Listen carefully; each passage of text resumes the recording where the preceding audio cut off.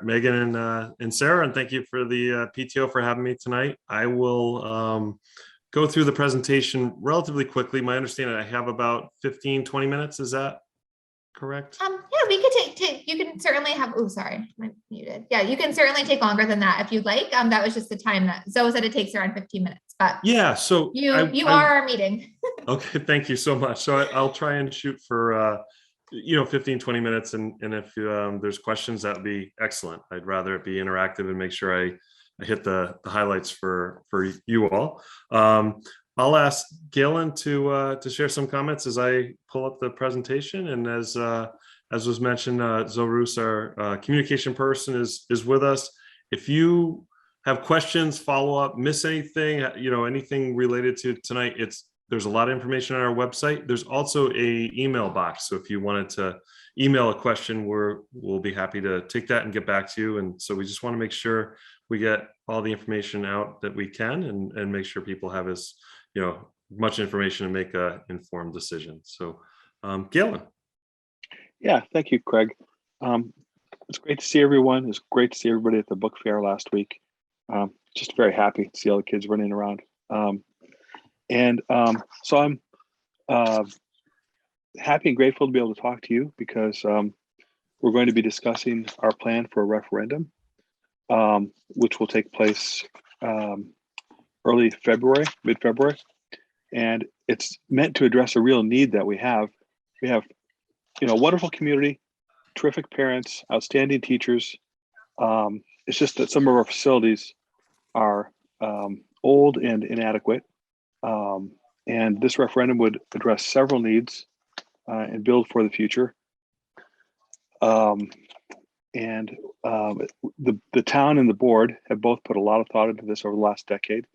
I think the time is really right this year, post-pandemic, to get a good start on this.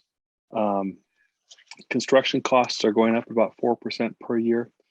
And I just think we should do what we can to create a 21st century learning environment for our kids and support our teachers and administrators. So with that, I'll turn it back to you, Dr. Cook.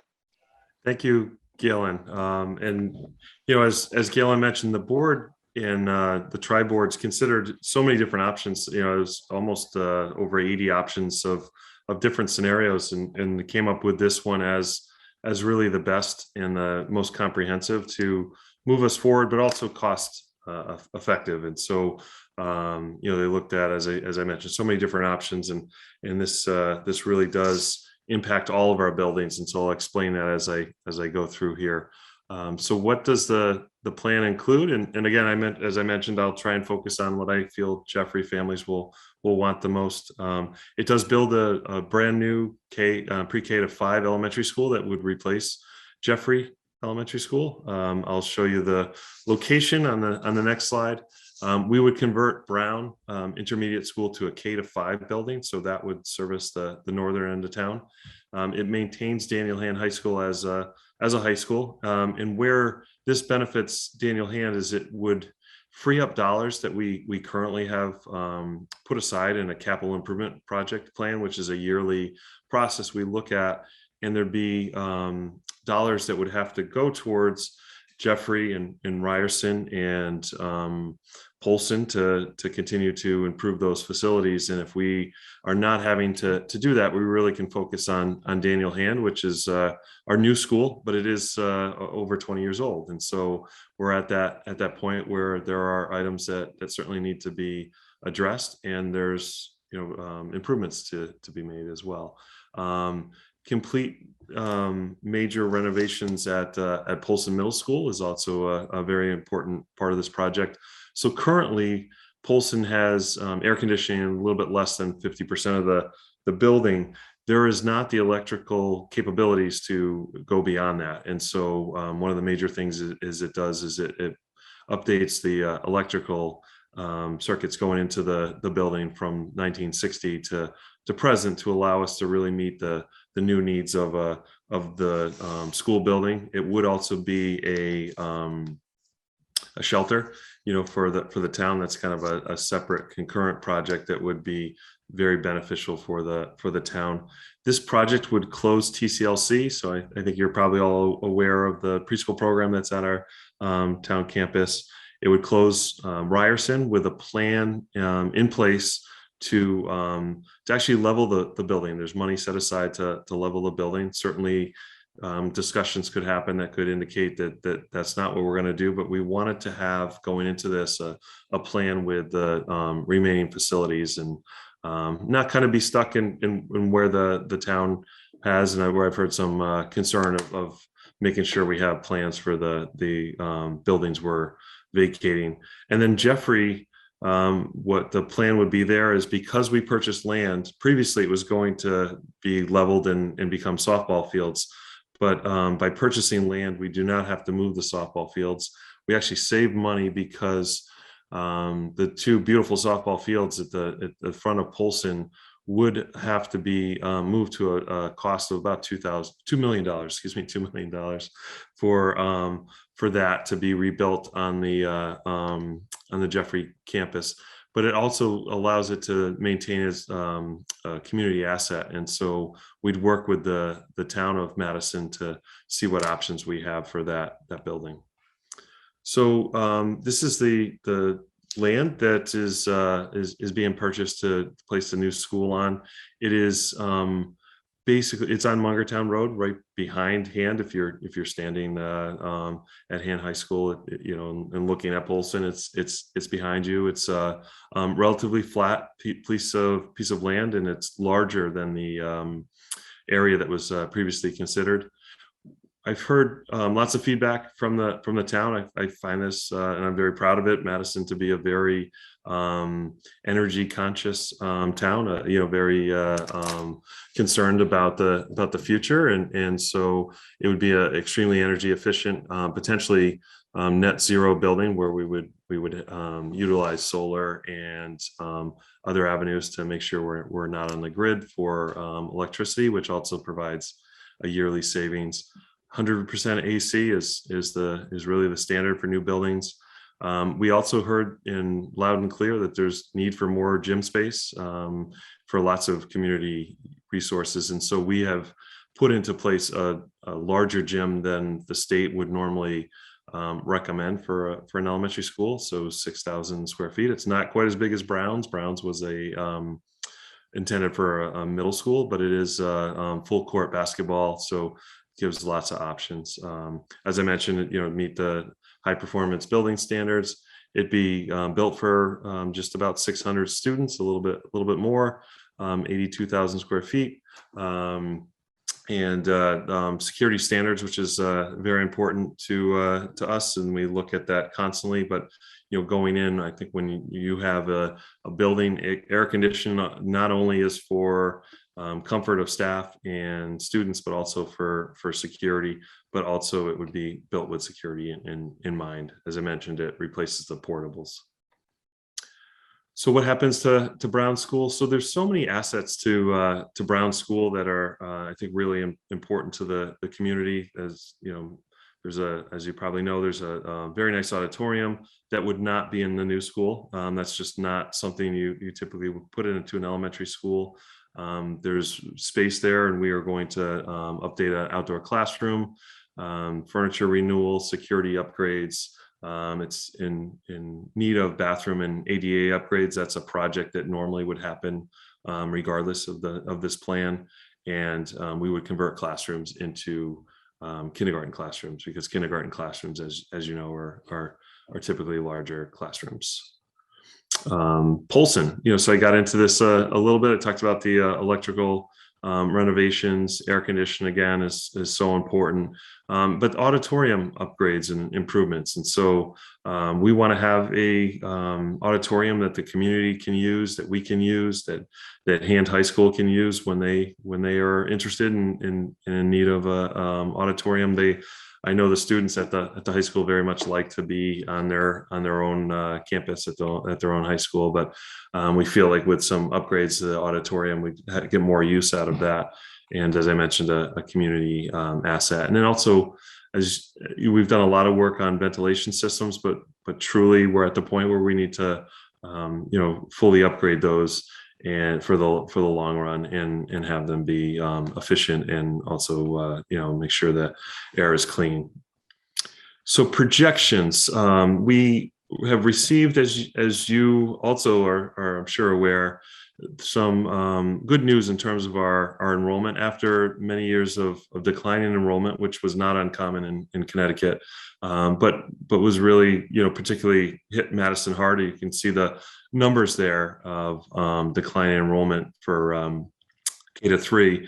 We'll see a slight increase over years, and a really manageable increase is predicted for our schools. We saw some of that this year. We saw a larger kindergarten class come in than had been the norm, and some of that I think was what we know was students staying home during the pandemic. Some younger students not starting when maybe they normally would, but also some of that was families moving into town, and so there's quite a bit of housing turnover over the summer, and we were registering families throughout the summer, so that was exciting to see. So you can see there our K-3 enrollment is going to start to rebound, and then as you are also probably aware, our schools, certainly Jeffrey and Ryerson are pretty well utilized. We don't have much extra space in the buildings, and so Principal Frost has really done an amazing job of looking at just about every space and rethinking what that's possible for,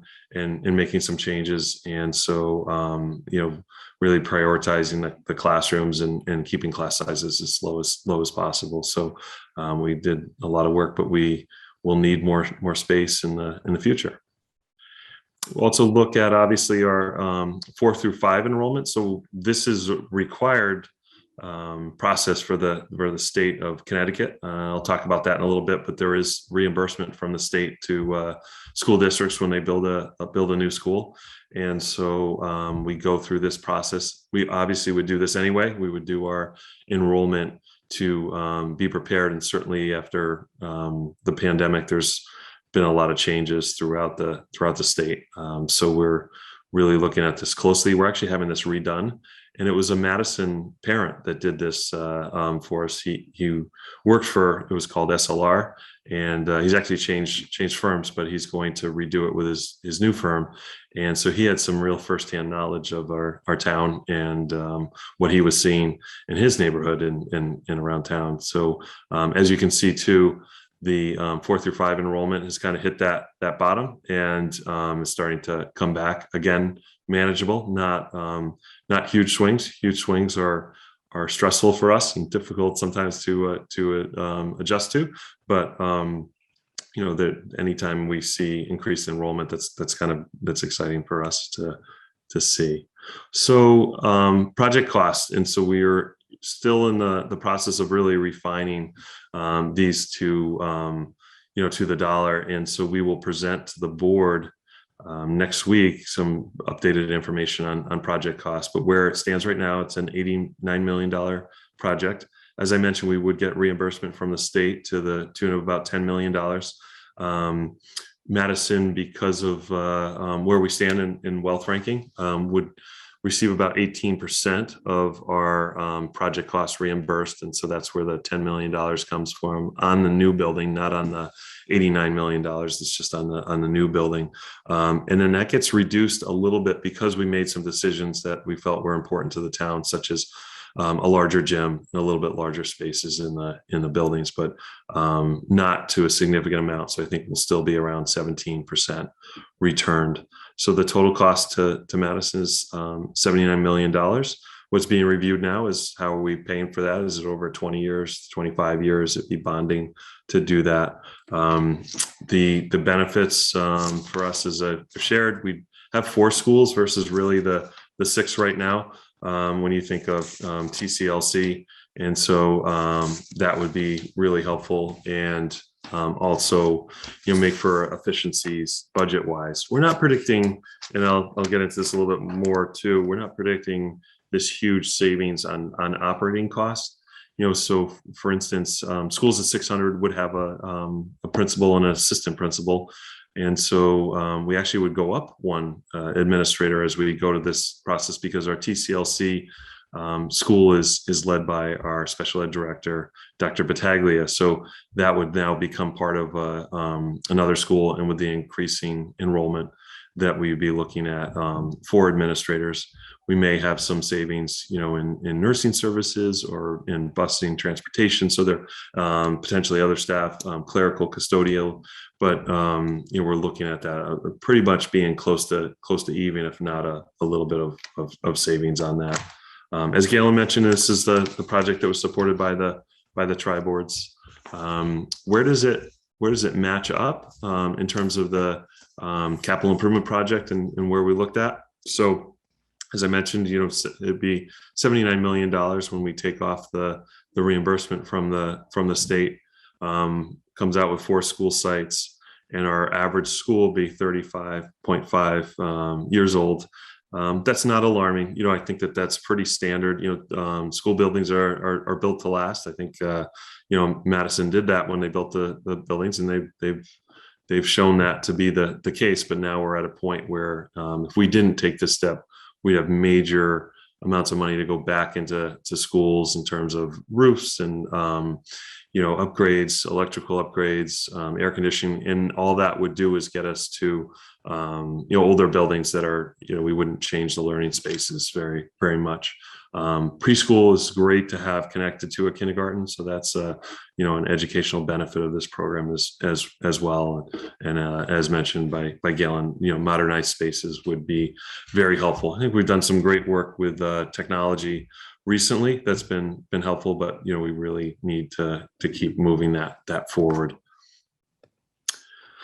As I mentioned, not major cost savings. If we do end up with a net zero building, we would have about $100,000 savings of electrical each year. We would eliminate one school site in terms of transportation, really, to in a different drop-off time. So that would, I think, I feel would make our transportation much more efficient as we look throughout the town. And that's a real reason why we're looking at a northern and a southern school as well, to not increase the amount of time that students would be on buses. And as I mentioned, not a major projection of staffing savings, but this does, we feel, make our budget a little bit more leaner and efficient going forward.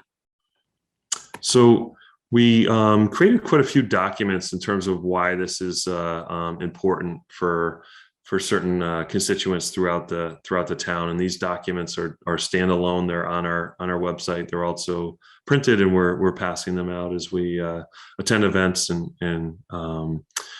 get out to share this with the public. It's been a challenge, as you can imagine. I think without COVID, we'd be looking at holding many larger scale events where we would be opening up auditoriums and having families and citizens come in, but we haven't done much of that. But we've got a very aggressive schedule of going out to the senior center and going out to new Madison residents groups and the Lions Club. And so, anytime we get a chance, we're just, getting out there and sharing the information. But these documents help us. And as I mentioned, they're online. I feel like I've spoken to most of these already. We talked about the community. I think that's really important. We talked about the community space at Polson, attractive to families, pride in our buildings.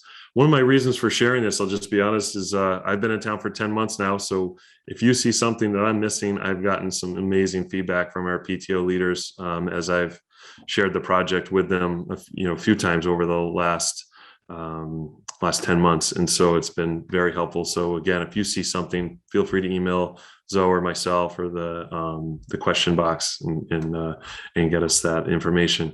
But as we've also mentioned too, it's there's a lot of benefits for taxpayers as well. So families that don't have students in our buildings would benefit from the project. How do we get to the referendum? So as mentioned, we're looking at February 15th. It's not official until it's set by the Board of Selectmen and the Board of Finance. So we have quite a bit of work to do leading up to that.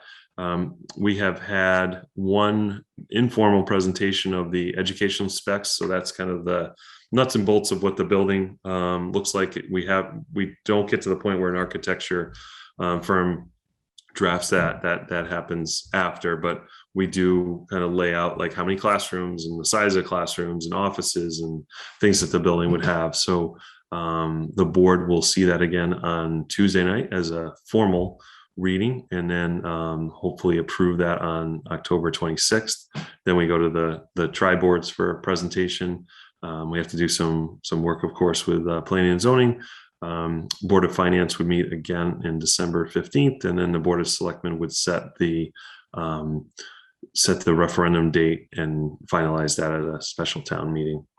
So still a long way to go, but there is a time where we are no longer able to advocate for it. We can answer questions, but we can't advocate. And so that really happens when the Board of Selectmen set that referendum date. And so we're trying to do as much as we can, in 2021, because as 2022 starts, we really don't have much time to share information. So questions, as I mentioned, happy to answer any. If I can't answer them, we will get you the answers as soon as we can. But happy to take any feedback or suggestions, because as I mentioned, it's been very helpful. But I think it's a tremendous project potential for us to really impact three buildings directly in terms of the work. Three of what would be 4 buildings, and then our 4th building, as I mentioned, would be freed up to do some work on that through the capital improvement plan, and continue to keep hand the flagship as the high school. So that's Galen and Zoe. Anything I missed that you'd like to share?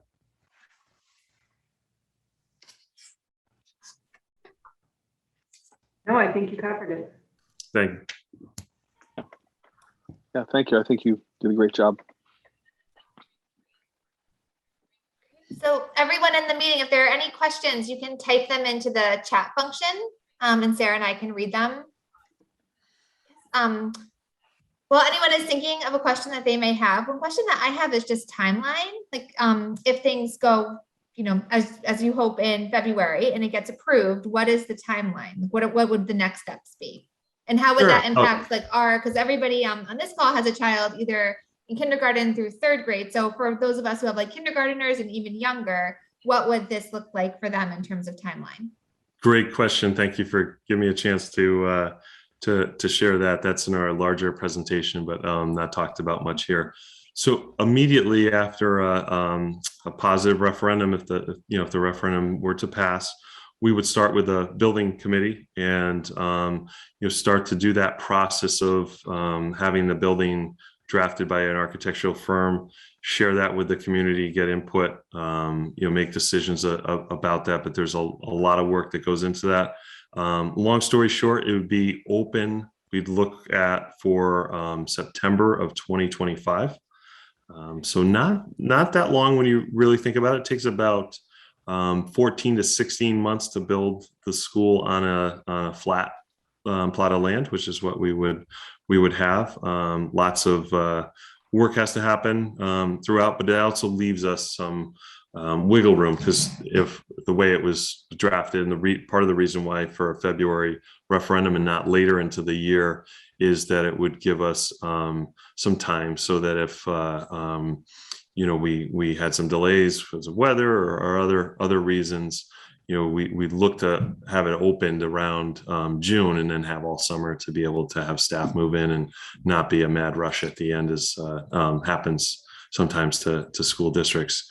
But we look at 2025 for that. The other work in the project, such as at Polson and Brown, would happen basically concurrently as this building would be built. Lots of work over the summer, which is when we typically do much of that work. So there'd be busy summers at those buildings as well. And so no one, because Jeffrey, the building is staying, like nobody, it would essentially, they would just transfer to the new building. Like their experience wouldn't really be disrupted, like from like a location, like a building standpoint. You know what I'm saying? Right. The intended project would keep the boundary lines the same. Okay. And so, yes, instead of attending, and it would keep I think a nice piece is it keeps the school community together longer.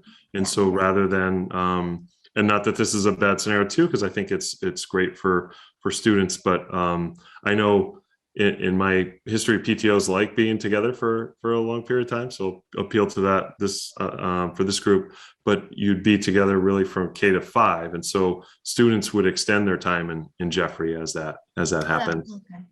Yeah. There Craig, is, sorry, sorry. Galen. If I could just add quickly, the referendum will bring clarity. I mean, it'll enable us to go forward on projects regardless of which way the vote goes. I mean, we can't put electricity into Jeffrey, for instance, until we know one way or another. But another advantage of having the pre-K through 5 building in Muggertown is that we don't have to shuffle kids in and out of different schools as they're being renovated or built, which is a very nice thing, you know. That was my question. Yeah, that they don't need to move around while the construction is happening. Right. Yes. And then, that was a big piece too, as well, when we looked at the land purchase, is that you're, I'm sure, well aware of, Green Hill traffic, and then also traffic getting out of the high school or Polson, depending on the time. It will certainly not address those traffic issues, but it won't make it worse. So even though you'd have an elementary school, if we had gone with the original land location, at a different time, there's different arrival and dismissal times, but there's always some traffic as well. So it will not create a greater bottleneck at that area of town, because it will be around the corner, similar to the scenario that we're in now. And I know sometimes, I know Jeffrey's very busy at drop off and pick up now too, which is great to see, but it will be hopefully have a little bit better traffic pattern too on that. We do have a question on the pre-K. So question is, would the pre-K be for all students in town, or be the same peer program that currently exists? The plan is the same peer program that currently exists. And what I would say is, the board's had some discussions in the past and interest. I think expanding pre-K in town is something that eventually we'll be tackling. I'm a huge supporter of pre-K being part of the public school district as much as possible, but this project doesn't change that. However, it does allow one of the options I feel like we could look at when after the project is completed, is look at Jeffrey School, and could the current Jeffrey School building, could that be something that houses extended pre-K down the road, but this project does not change that. Thank you. Are there any other questions?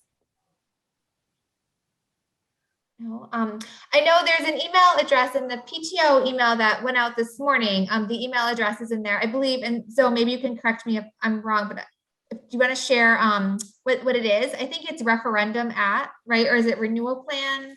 I know there's a specific email box we can email, or an email address for questions on this topic that we can share. Sure, it's Madison. It's renewal at madisonk12.ct.us. And I actually did get one question to it earlier today, if I can ask, and then Dr. Cook can answer for all of us here to listen. It was just a parent kind of inquiring about the pros and cons about having K through 5 all together in one building. So if Dr. Cook can maybe speak to that briefly, the parents might like to hear it. Sure, absolutely. So, I think that we see successful school districts throughout the country with different models, and I think in particular you look at Madison's been successful with K to 3 and K to 4 previously, things like that. So I don't know that there's necessarily one right answer, but when I look at it, I like the idea of students and families in a school community being together K through 5. Is a nice amount of time that the staff really get to know the students. Principal gets to know the families. PTOs can be very active and effective over that time period. There is easier transfer, not that we do a really good job of this, I feel like, between when students leave for Brown, but the certainly facilitated transfer of information from grade level to grade level for students. So some really good pieces, I think, but ultimately it's the teachers, it's the curriculum, it's the school atmosphere and climate that really are what drive in instruction and school success. So I think that we could make any model work, but I do think there's some really great benefits to a K-5 building. Hey, Craig, I don't know if this is accurate. In previous ed specs we looked at for the earlier referendum,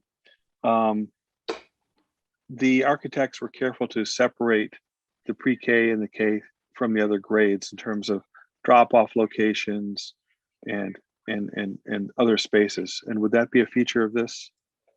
Yeah, thank you, Galen. So yes, so we would have separate playgrounds, which I think are really important. We'd have modernized playground facilities, and Madison certainly has great playground facilities. So, but there would be money in the project to do that. So it would be a K-1 play area and a pre-K and K area, and then 1 through 5, and similar setup to what we do now is typically by grade level students are out there, and so at least 2 different areas was discussed as part of that, and we would look at different drop off areas for that as well, for pre-K and K to enter at a certain door, and then others, the older students to enter through a different door to just kind of facilitate that. 600 students is a lot of students, but it would be a 1-story spread out building, in a really we would make sure it's a really efficient and welcoming way.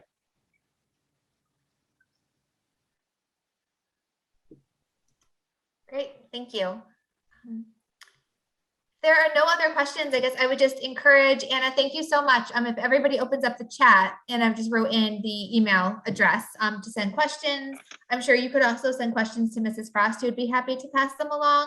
And then always questions related to this meeting or anything else PTO related, please feel free to email us at contact@jespto.org. And we're always happy to help. But just wanted to say thank you to everybody for joining. Thank you, Dr. Cook. That was really thorough, and it's exciting. So thank you. Thanks for having us. I appreciate it. It was great to hear all of the events you're doing to set the teachers up with more books. That's always something we love to hear, and that's a significant amount of money. So I think they'll enjoy purchasing books for their classrooms, and we appreciate you supporting our schools in that manner. It's great. Thank you. Yeah, Megan, thank you very much. The more I look, the more I learn, the more I realize that your PTO is just fantastic. You do such great work. And please keep the suggestions or questions or comments coming in, because it's a great perspective, and there are things that we just haven't seen or could learn from. So thank you very much. Keep it coming. Great, thank you. We have a great team, so we're excited. Thank you.